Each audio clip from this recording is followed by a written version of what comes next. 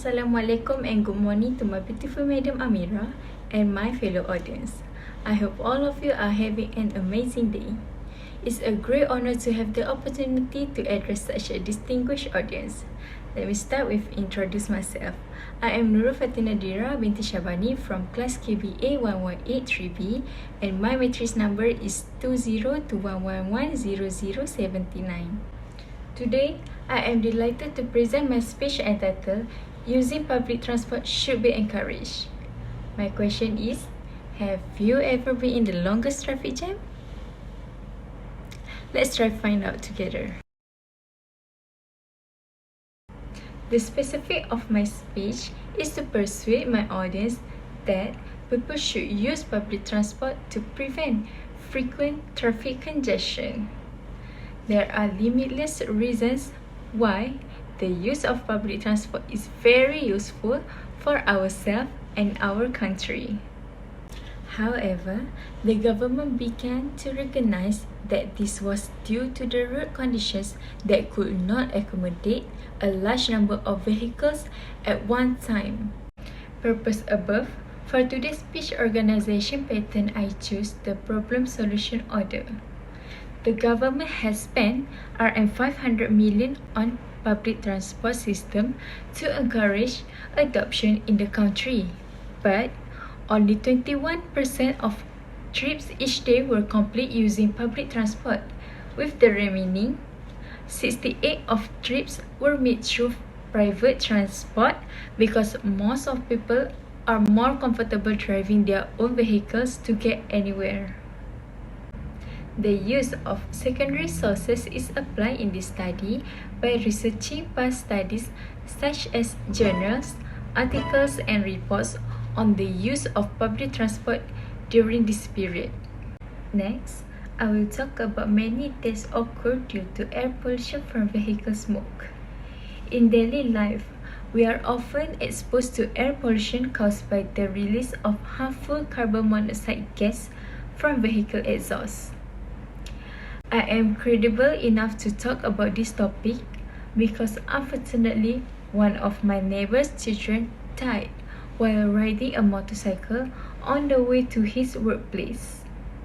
The reason why he died was air pollution had weakened the immune system and caused inflammation in the airways. I also did read articles about air pollution contributes to the increased deaths in Malaysia. I have already explained the problem. Next, I will discuss the solution, which is tighten the government regarding this issue. My last point is the way to reduce the problem. Public transportation is the answer. Now, bear with me because I'm not suggesting that we all give up our cars and start riding monorail everywhere. But I believe it could help us to solve some of these problems because think about it. Roads are everywhere and everyone uses them. For example, run an effective campaign such as June 9 MRT and insert the benefits of using public transport, and every weekend can get a discount of 40% limited to everyone.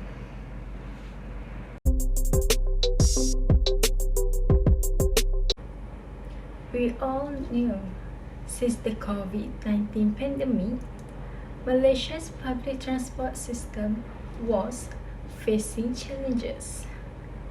The fact is that public transport is one of the important elements in the economic development of a country. Sustainable public transportation can drive economic growth and ensure people's well-being. Recognizing the consumers of concerns about COVID-19, Prasarana Malaysia Berhad continues to increase cleaning work to ensure that the facilities provided are always in clean condition. At the same time, hand sanitizers are also placed on each platform for public use.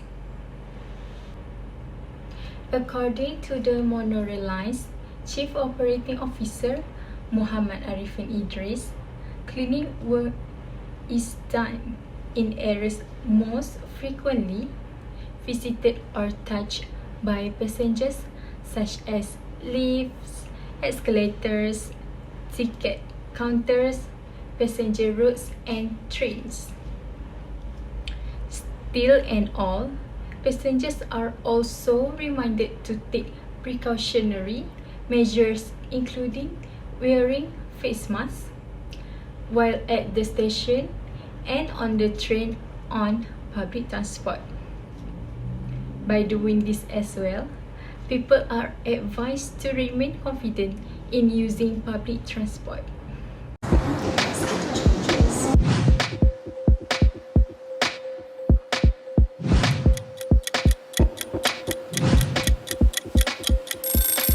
And it's quite tough because the train just started moving, so you're having to clean as the train is moving so that, you save some time.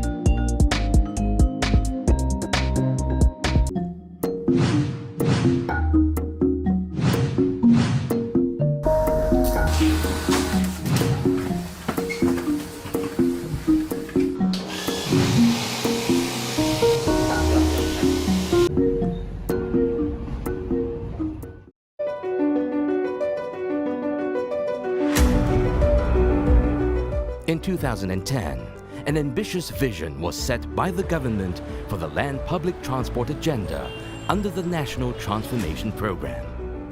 As a result, land public transport transformation whirled into action, anchored upon the vision of improving the model share for public transport to 40% by 2030.